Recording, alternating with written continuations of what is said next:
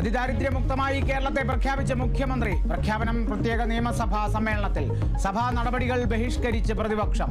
നടപടികൾ തുടങ്ങുന്നതിന് മുമ്പ് പ്രതിപക്ഷം ഇറങ്ങിപ്പോയി. സഹകരിക്കില്ലെന്ന പ്രതിപക്ഷ നേതാവ് VD സതീശൻ. നടക്കുന്നത് എന്താണോ അതേ പറയൂ എന്ന മുഖ്യമന്ത്രി.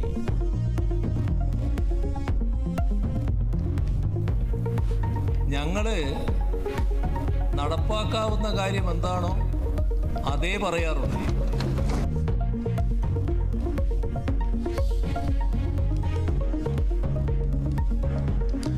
സംസ്ഥാന സർക്കാർ വർദ്ധിപ്പിച്ച ക്ഷേമ പെൻഷനുകൾ ഇന്നു മുതൽ വിതരണം ചെയ്യും. ക്ഷേമ പെൻഷൻ ഗുണഭോക്താക്കൾക്ക് ലഭിക്കുക കുടിശ്ശിക ഉൾപ്പെടെ 3600 രൂപ.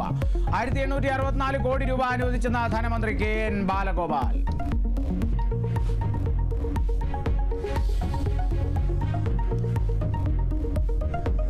സംസ്ഥാനത്ത് വീണ്ടും അമീബിക് മസ്തിഷ്ക ജ്വരം ബാധിച്ച് മരണം. മരിച്ചത് കൊല്ലം സ്വദേശിയായ 65-കാരൻ.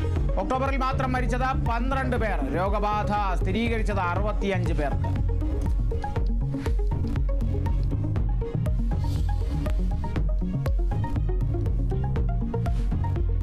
ദുരിതത്തിൽ നിന്ന് കരകയറാനാകാതെ ചികിത്സാ പിഴവ് മൂലം കൈ മുറിച്ചു മാറ്റേണ്ടി വന്ന 9കാരി. സർക്കാരിൽ നിന്ന് ഒരു സഹായമോ നീതിയോ ലഭിച്ചില്ലെന്ന് കുടുംബം. മകളുടെ പഠനം പോലും മുടങ്ങിയെന്നും കുടുംബം കേരള വിഷൻ ന്യൂസിനോട്. പറഞ്ഞാൽ അവൾക്ക് ഇപ്പോഴും കൈ കാണാൻ പറ്റുന്നില്ല. കൈ പഴിച്ച് മാറ്റണ്ടെന്ന് പറഞ്ഞ ഒരു ഭയങ്കര കരച്ചിലാണ്. ഡോക്ടർമാരാകട്ടെ നേഴ്സുമാരാകട്ടെ ഒരാളെ അവൾ കാണാൻ പറ്റില്ല.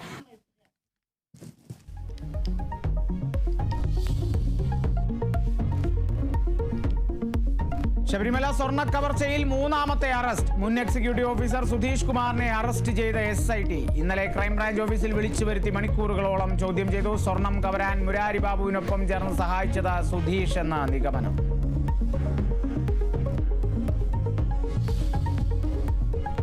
താമരശ്ശേരി പോലീസ് സ്റ്റേഷൻ പരിധിയിലെ ഫ്രഷ് കട്ട് പ്ലാന്റ് സ്ഥിതി ചെയ്യുന്ന ഇറച്ചിപ്പാറ എന്ന സ്ഥലത്ത് ഇന്നു മുതൽ 7 ദിവസത്തേക്ക് നിരോധനം ഏർപ്പെടുത്തിയിരിക്കുന്ന വിവരം ഏവരെയും അറിയിച്ചുകൊള്ളുന്നു.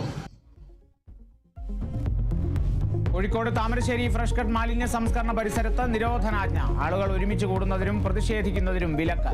നിരോധനാജ്ഞ ഇന്നു മുതൽ 7 ദിവസത്തേക്ക്. നീക്കം ജനരോഷം കണക്കിലെടുത്ത്.